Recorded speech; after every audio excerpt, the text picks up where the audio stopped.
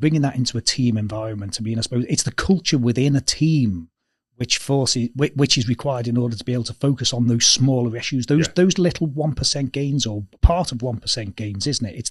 It's the culture and the drive, which obviously St Helens, that particular great St Helens team that you were part of, well, I think there was more than one team, in fact, throughout that. Yeah. What was so special about that culture? I think because all the standards, the goals and everything was set from the players. It was all set within that group, and it's probably the accountability to your peers, which is probably the biggest accountability. You're not, everybody's got a boss or somebody you've got to answer to.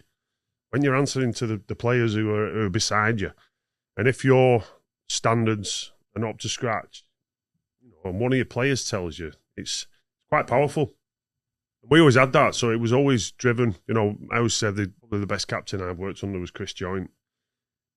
Jointy never said a lot. It was never a captain that shouted or screamed or even spoke half the time.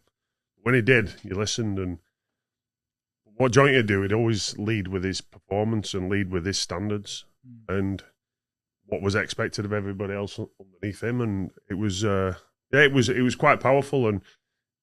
And alongside that, when we recruited players, it was always the person before the player. It was about bring the right person on board. It can be the best player in the world, but we had a no D-heads policy, and it worked because everybody bought into it. And then you look at the longevity of that team and the success and how many testimonials we had. Players didn't leave. Players didn't want to leave, and it was year after year we had a testimonial of somebody who's done 10 years.